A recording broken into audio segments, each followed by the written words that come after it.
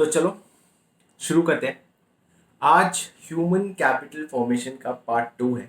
हमने already part 1 कर चुके हैं और पार्ट 1 का जो वीडियो है वो डिस्क्रिप्शन में दिया हुआ है। आज हम करने वाले हैं पार्ट 2 और पार्ट 2 की शुरुआत करते हैं। Before watching this video, please subscribe to my channel and hit the bell icon for further updates.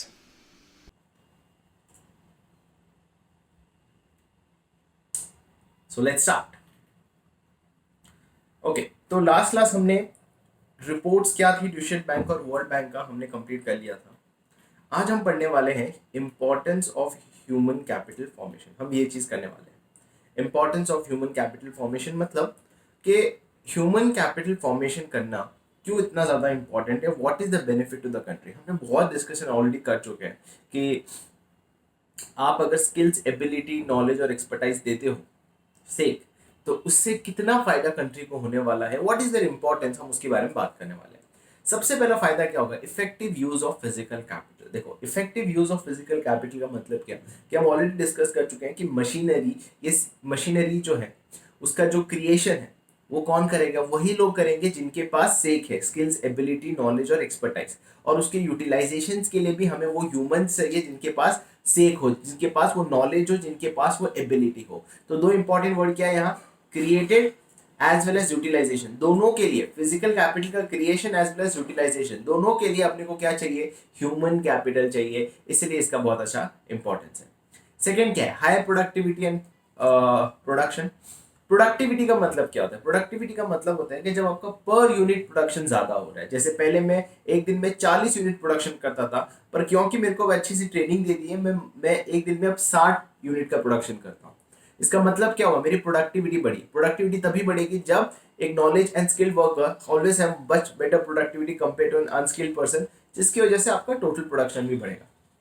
Control of population में भी कंट्रोल आएगा। ऑब्वियस की बात है कि हमने देखा हुआ है और कि एजुकेटेड जो स्मॉल फैमिलीज होती है, राइट, एजुकेटेड पर्सन जो होते हैं उनकी जनरली स्मॉल फैमिलीज होती है compare to those who are uneducated. इसलिए हमारी कंट्री में देखो तो 2020 के बाद, 2000 के बाद ग्रोथ ऑफ पॉपुलेशन जो है वो काफी कम हो चुका है। Next is improves quality of life. It improves quality of life कैसे होता है, देखो, how will you define the quality of life. Quality of life तभी अच्छी होगी जब आपकी स्टैंडर्ड ऑफ लिविंग बहुत अच्छी होती है। और स्टैंडर्ड ऑफ लिविंग तभी अच्छी होती है जब पहले आप पैसा अर्न अच्छा करते हो, दूसरा आपको बस अच्छा एजुकेशन मिला हुआ है, तीसरा आपका हेल्थ स्टेटस बहुत अच्छा है। मतलब ये सभी फैक्टर कंट्रीब्यूट करता है एक अच्छी क्वालिटी ऑफ लाइफ के लिए। तो जब आप ह्यूमन कैपिटल पे इन्वेस्ट करते हो तो आपको अच्छा लेवल ऑफ एजुकेशन मिलता है, आपका हेल्थ स्टेटस काफी अच्छा होता है, आपका स्किल डेवलपमेंट हो रहा होता है, प्लस यू अर्न मोर। तो ऑब्वियसली आपकी क्वालिटी ऑफ लाइफ भी बहुत अच्छी होगी। सिंपल सी बात है, क्वालिटी ऑफ लाइफ होना मतलब स्टैंडर्ड ऑफ लिविंग अच्छी होना। और स्टैंडर्ड ऑफ लिविंग किस पे डिपेंड करता है, किस लेवल ऑफ एजुकेशन मिला है, हेल्थ स्टेटस क्या है एंड स्किल का क्या डेवलपमेंट हुआ है। नेक्स्ट बात करते हैं modernisation of attitude. Modernisation of attitude का मतलब क्या, कि देखो लोगों के जो एटीट्यूड है उसमें भी चेंज है। लोगों के एटीट्यूड में चेंजेस का मतलब क्या है, जब आप पढ़ते हो ना, जब आपको अच्छा एजुकेशन मिलता है तो आपके अंदर एक पोटेंशियल जागता है कि आपको और अच्छा करना है। आपके एटीट्यूड जो होता है वो ग्रोथ ओरिएंटेड होता है और वो चीज बहुत अच्छी होती है देश के लिए, right. So investment in human capital change in mental outlook जो सोच होती है लोगों की वो काफी चेंज हो जाती है। और वो क्या प्रमोट करता है, डेवलपमेंट प्रमोट करता है। तो सिंपल सी बात है, जब आप ह्यूमन कैपिटल पे इन्वेस्ट करोगे आपका मेंटल आउटलुक चेंज होगा, जिससे क्या होगा, अपना डेवलपमेंट प्रमोट होगा। ये तो मैं हर बार बता चुका हूं। Inventions, innovations and technological improvement.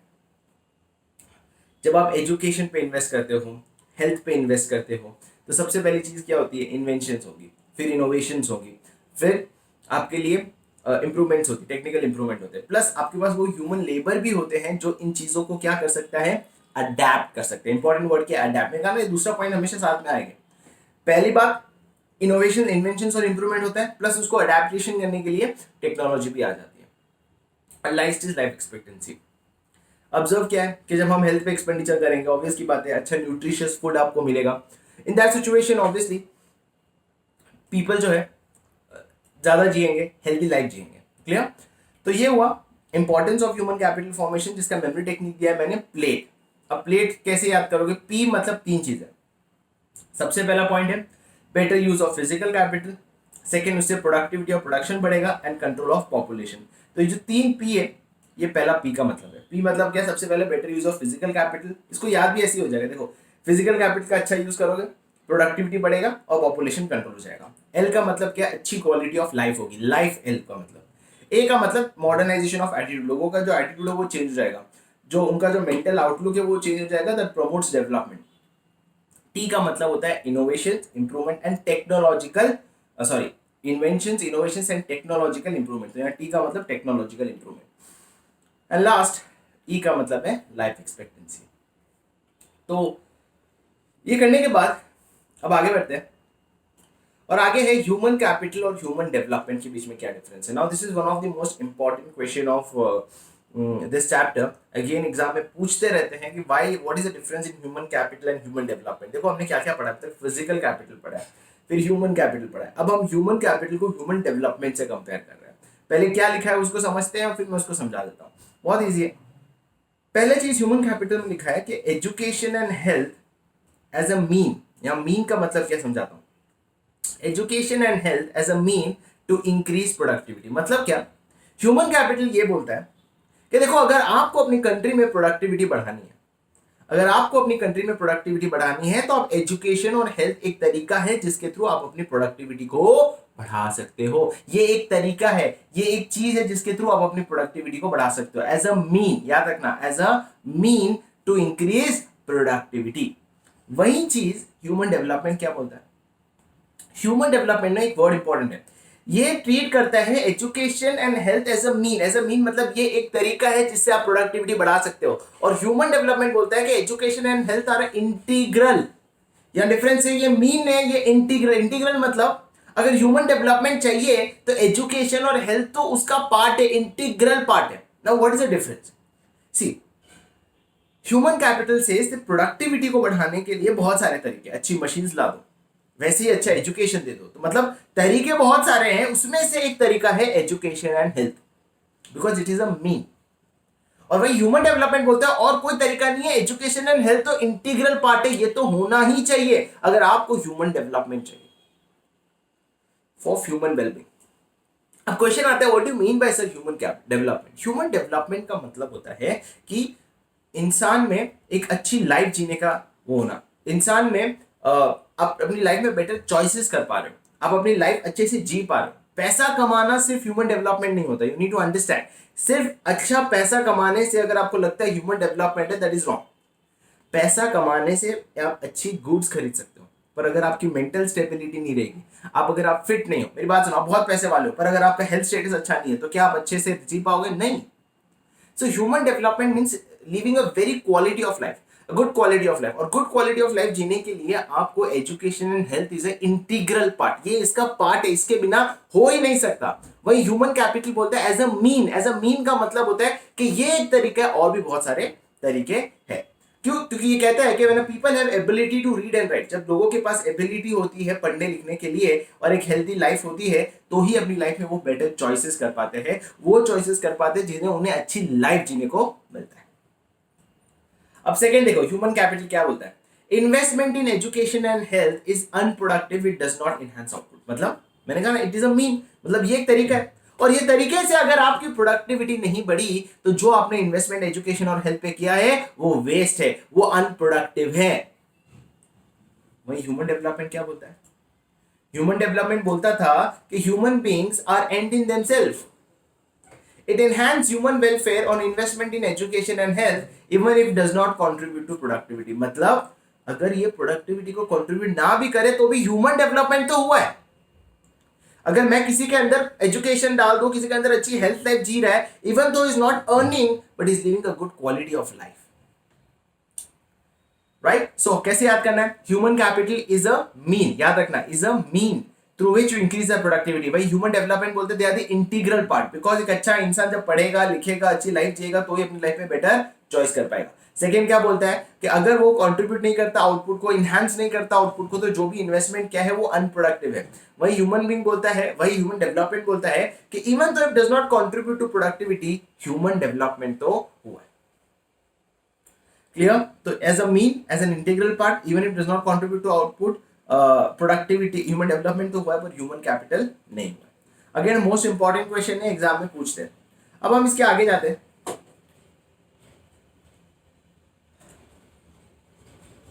और हम बात करते हैं लिमिटेशंस ऑफ ह्यूमन कैपिटल। मतलब इंडिया में क्या क्या प्रॉब्लम्स हम फेस कर रहे हैं with respect to creation of human capital, what are the problems we are facing. Now there is a problem what we are facing is सबसे पहले इनसफिशिएंट रिसोर्स। इनसफिशिएंट रिसोर्सेज मतलब अगर आपको ह्यूमन कैपिटल फॉर्मेशन करना है, मतलब आपको अच्छे एजुकेशनल इंस्टीट्यूट चाहिए, आपको अच्छे हेल्थ सेंटर्स चाहिए, जितनी रिक्वायरमेंट है उससे एक्चुअली हमारे पास काफ़ी कम है। तो जितना हमारा रिसोर्सेज एलोकेट किया है ह्यूमन कैपिटल फॉर्मेशन के लिए वो काफ़ी कम है compare to what actually required. अब क्या उसका रीज़न है? तो उसका जो रीज़न है वो थर्ड पॉइंट में है, that is high growth of population. Population इतनी ज़्यादा है कि रिसोर्सेज पर हेड अवेलेबिलिटी, याद क्या रखना है, रिसोर्सेज पर हेड अवेलेबिलिटी ऑफ फैसिलिटीज। मतलब क्या कि आपकी जो फैसिलिटी है उसकी पर हेड अवेलेबिलिटी कम हो जाती है जब पॉपुलेशन बढ़ जाता है। I give an example, let's say दो गांव है, एक गांव में एक स्कूल है जिसमें सिर्फ 10 बच्चे पढ़ते हैं और एक गांव में जिसकी स्कूल में 100 लोग पढ़ते हैं। तो ऑब्वियस की बात है वो एक स्कूल पे बहुत ज्यादा प्रेशर पड़ता है कंपेयर टू दिस स्कूल। तो पॉपुलेशन जब ज्यादा होता है तो फैसिलिटीज पे प्रेशर ज्यादा पड़ता है, तो वो क्वालिटी ऑफ एजुकेशन या क्वालिटी ऑफ हेल्थ आपको नहीं मिलता। तीसरा इज ब्रेन ड्रेन। ना ब्रेन ड्रेन मतलब क्या, दो लोग अच्छे जो हाई कैलिबर लोग होते हैं, अच्छे जो हमारे डॉक्टर्स, इंजीनियर्स, जो इतने अच्छे स्किल्स होते हैं, वैसे भी रेयर है, और वो भी जो है जो कंट्रीब्यूट कर सकते हैं हमारी प्रोडक्टिविटी को, वो माइग्रेट हो जाते हैं। वो कौन सी एरिया में माइग्रेट हो जाते हैं? डेवलप कंट्रीज में माइग्रेट हो जाते हैं। और जब वो डेवलप कंट्रीज में माइग्रेट हो जाते हैं फॉर बेटर जॉब अपॉर्चुनिटी, हमारे लिए loss of quality man power होता है। बिकॉज अब ये लोग थे जो हमारी प्रोडक्टिविटी को बढ़ा सकते थे, पर ये लोग क्या हो जाते हैं? माइग्रेट हो जाते हैं, जिसकी वजह से हमारी कंट्री को काफी ज्यादा लॉस होता है। Next is lack of proper man power planning. देखो lack of proper man power planning बहुत सिंपल सा है। फॉर एग्जाम्पल कि अपने टोटल लेबर है 100, अब 100 लेबर में से हमारे 75 लेबर जो है वो एग्रीकल्चर में और 25 लेबर जो है वो सॉफ्टवेयर बना रहे हैं। सपोज हमारी इकोनॉमी में दो ही बिजनेस है, पर एक्चुअल रिक्वायरमेंट कितना है? एग्रीकल्चर में खाली 25 लोग चाहिए और सॉफ्टवेयर में 75 लोग चाहिए। इसका मतलब क्या कि हमारा जो मैन पावर प्लानिंग वो प्रॉपर नहीं है। जहां लेबर्स की रिक्वायरमेंट ज्यादा है वहां वो लोग के पास वो स्किल्स नहीं है। मतलब सॉफ्टवेयर बनाने के लिए हमें ज्यादा लोग चाहिए, पर हमारे पास वो ह्यूमन कैपिटल के पास वो सेक नहीं है। स्केक मतलब क्या था? स्किल्स, एबिलिटी, नॉलेज, एक्सपर्टाइज कि वो सॉफ्टवेयर का काम कर सके। Right? So imbalance in demand and supply of human resources, specially in which areas? Highly skilled person. तो किस में इम्बैलेंस है? डिमांड एंड सप्लाई में। Specially in which area? Highly skilled person, जैसे मेरे एग्जांपल में सॉफ्टवेयर था। And last is weak science and technology. देखो एजुकेशन में हमें इनोवेशन चाहिए, इन्वेंशन चाहिए, तो आपके पास साइंस एंड टेक्नोलॉजी डिपार्टमेंट्स अच्छे होने चाहिए, रिसर्च अच्छा होना चाहिए, जो हमारे पीछे काफी कम है। ठीक है, तो ये हुए 5 पॉइंट जिसको इसका लिमिटेशन दिया है मैंने सिप एमडी। सिप एमडी जिसमें एस का मतलब होता है weak science and technology, I का मतलब होता है इनसफिशिएंट रिसोर्स, पी का मतलब high growth of population, M का मतलब होता है proper lack of proper man power planning, and D का मतलब ब्रेन ड्रेन। तो देखो हमने अभी तक क्या क्या पढ़ा था? सबसे पहले इंपॉर्टेंस पढ़ा था। इंपॉर्टेंस का मेमोरी टेक्निक क्या दिया था मैंने? प्लेट दिया था। देखो प्लेट का क्या था? Better use of physical capital, population control हो जाएगा, प्रोडक्टिविटी बढ़ेगा, एल से क्वालिटी ऑफ लाइफ अच्छी होगी, ए से चेंज इन एटीट्यूड होगा, टी से क्या होगा? टेक्नोलॉजिकल इंप्रूवमेंट होगा, और ई से क्या होगा? लाइफ एक्सपेक्टेंसी बढ़ेगी। राइट? अब हमने क्या पढ़ा? लिमिटेशंस पढ़ा। लिमिटेशंस का क्या मेमोरी टेक्निक है? SIP MD. अभी तक हमने 3 पढ़े मेमोरी टेक्निक्स। सबसे पहला जो मेमोरी टेक्निक पढ़ा था वो सोर्सेज ऑफ ह्यूमन कैपिटल, जिसका था मेमोरी टेक्निक हिट भी, और दूसरा हमने पढ़ा था इंपॉर्टेंस का, जिसका था प्लेट, और तीसरा हमने लिमिटेशंस का पढ़ लिया। अब हम आगे बढ़ते हैं। अब हम क्वेश्चन नेक्स्ट ये है कि क्या is there any need for government intervention? मतलब क्या गवर्नमेंट की इंटरवेंशन की जरूरत है हमें? क्या एजुकेशन और हेल्थ सेक्टर में क्या गवर्नमेंट की इंटरवेंशन की जरूरत है? क्यों ना इसको प्राइवेट सेक्टर पे छोड़ देते? राइट? पहली बात, एक्सपेंडिचर जरूरत है। अब क्यों जरूरत है उसको हम समझते हैं। क्या लिखा हुआ है? Expenditure on education and health has a long term impact. मतलब एक बच्चे को जब आप खर्चा करते हो, आप जितना उसके ऊपर खर्चा करोगे उससे पता चलेगा कि उसको एजुकेशन कैसे मिल रही है, उससे उसको पता चलेगा कि उसकी एजुकेशन कैसी मिल रही है।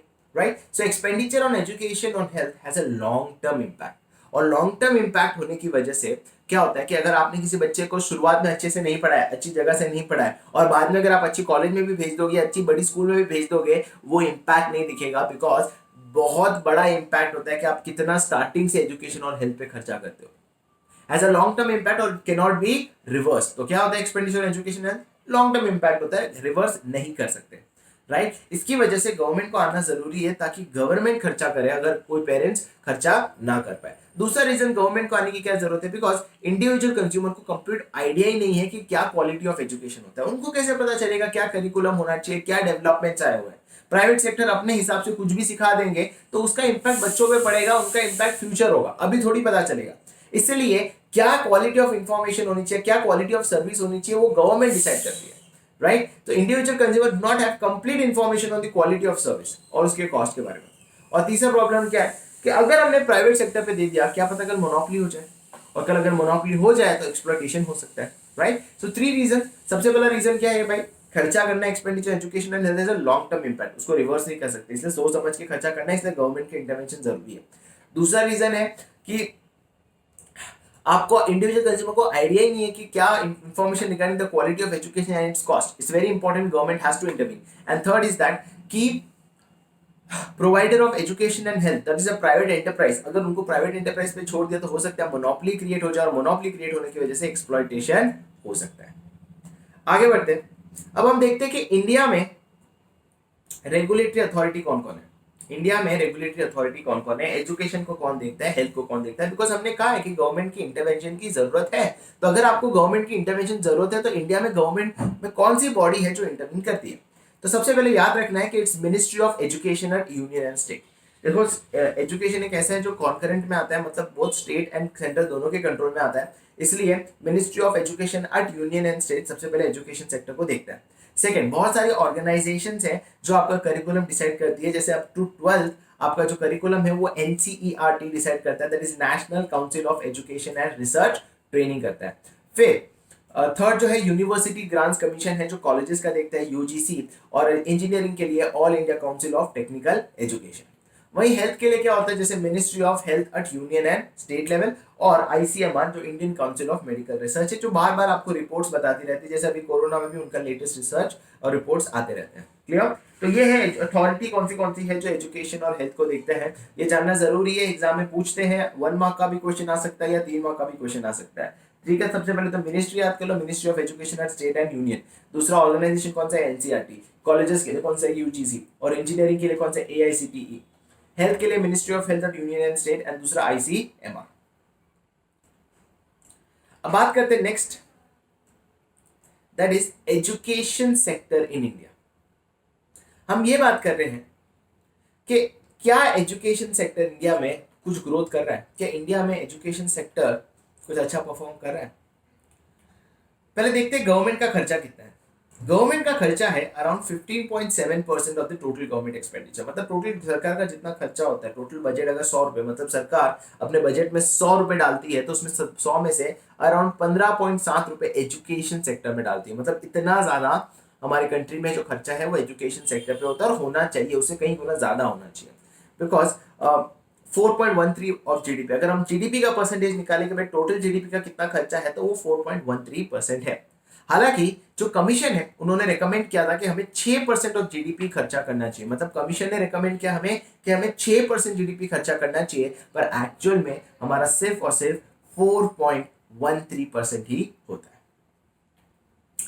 सेकेंड, इंडिया में जो हमारी कंट्री में गवर्नमेंट जो एक्सपेंडिचर करती है, इंडिया में 3 लेवल होता है, एलिमेंट्री होता है और दूसरा होता है टर्शरी। एलिमेंट्री का मतलब होता है जब आप प्राइमरी और सेकेंडरी करते हो, और फिर एक हायर लेवल होता है। तो ऑब्वियस की बात है कि एलिमेंट्री में सबसे ज्यादा खर्चा होगा, बिकॉज उसमें एनरोलमेंट रेशियो ज्यादा है। आप हमेशा चाहोगे पहले बेसिक एजुकेशन पूरी हो जाए, उसके बाद आप टर्शरी सेक्टर पे बच्चों को एक्सपेक्ट करोगे। तो हमारे इंडिया में अगर एलिमेंट्री में ही लोग सब ज्वाइन नहीं कर रहे तो उसमें खर्चा ज्यादा होता है, राइट। तो it is spend more on elementary, elementary में ज्यादा स्पेंड होता है, पर expenditure per student is higher in tertiary. मतलब एक एग्जांपल देके समझाता हूँ कि एलिमेंट्री और उस पे कैसा होता है। तो फॉर एग्जांपल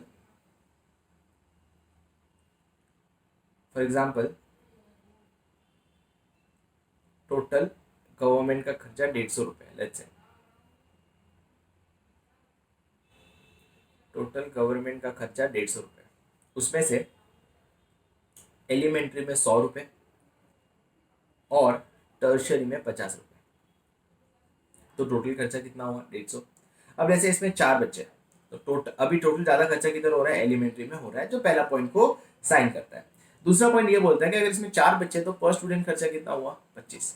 पर इसमें अगर सिर्फ और सिर्फ जैसे 4 नहीं, मैं यहाँ 5 बच्चे ले लेता हूँ, तो टोटल खर्चा कितना हुआ, 20 हुए। और जैसे इसमें सिर्फ 2 बच्चे, तो यहाँ पर स्टूडेंट खर्चा कितना हो रहा है, 25।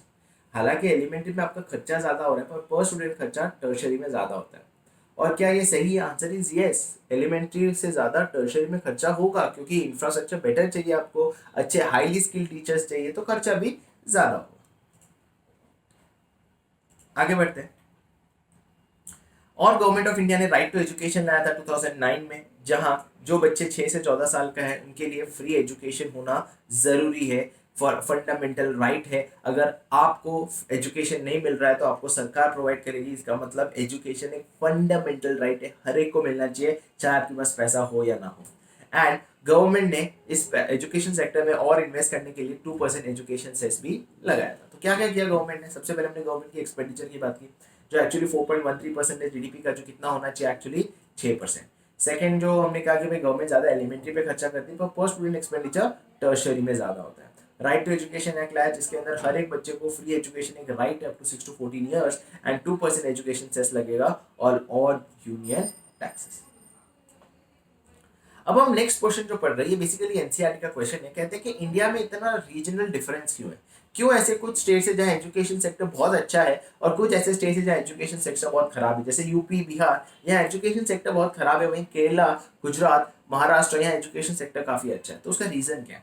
सबसे पहली बात है रीजनल इनइक्वालिटी। देखो, कुछ ऐसे स्टेट्स हैं जिनके पास पैसा अच्छा है, जब पैसा अच्छा होगा तो आप एजुकेशन पे खर्चा भी ज्यादा करोगे, और जब आपके पास पैसा ही नहीं है तो आप खर्चा क्या करोगे? और दूसरी बात, disparity in expenditure by government. देखो, गवर्नमेंट की एक्सपेंडिचर में भी डिस्पैरिटी है। If you see Himachal Pradesh, they have a lot of expenditure which is done on GDP, lot of expenditure which is done on education sector। वहीं UP, Bihar में काफी कम खर्चा होता है, जिसकी वजह से क्या होता है कि एजुकेशन सेक्टर को कुछ स्टेट्स में काफी ज्यादा इंपॉर्टेंस दी गई है और कुछ स्टेट्स में इतनी ज्यादा इंपॉर्टेंस नहीं दी है। ओके, हम अब आते हैं last part, that is what are the indicators of education achievement in India. India में पूछते हैं कि हम इंडिया में अगर एजुकेशन सेक्टर में अचीवमेंट हुआ है कि नहीं, उसके 3 इंडिकेटर्स कौन थे? सबसे पहले adult literacy rate, primary completion rate and youth literacy rate. Adult literacy rate क्या बोलता है, हम इसको समझते हैं। अडल्ट लिटरेसी रेट ये बोलता है ratio of literate adult population to total adult population. मतलब टोटल अडल्ट पॉपुलेशन ले लो, उसमें से कितने लिटरेट है। अगर आपके पास 100 टोटल अडल्ट पॉपुलेशन, उसमें से 40 लोग लिटरेट है, तो 40% आपका अडल्ट लिटरेसी रेट हो गया। Second is primary completion rate. Primary completion rate मतलब कितने परसेंटेज ऑफ स्टूडेंट है जो बेचारे प्राइमरी स्कूल को कंप्लीट करते हैं। उसको कैसे करते हैं? चलो, आई थिंक 100 बच्चों ने, लेट्स से फॉर एग्जांपल 100 बच्चों ने ज्वाइन किया, 100 बच्चों ने स्कूल ज्वाइन किया, उसमें से हमारा प्राइमरी कंप्लीशन रेट से 10th है, 10th तक कितने बच्चों ने कंप्लीट किया, तो उसमें से सिर्फ 40 बच्चे 10th कंप्लीट करके गए, तो कंप्लीशन रेट कितना हुआ? 40%। मतलब जितने ज्वाइन होते हैं उसमें से कितने लोग कंप्लीट कर पाते हैं, लास्ट ईयर ऑफ स्कूलिंग कर पाते हैं। Last is youth literacy rate. Youth literacy rate मतलब percentage of student between 15 to 24। Youth किसे कहा जाता है? जो 15 to 24 में होते हैं, जो who can read write a short and simple statement. Out of the total youth कितने लोग हैं जो read and right short simple statements? Clear?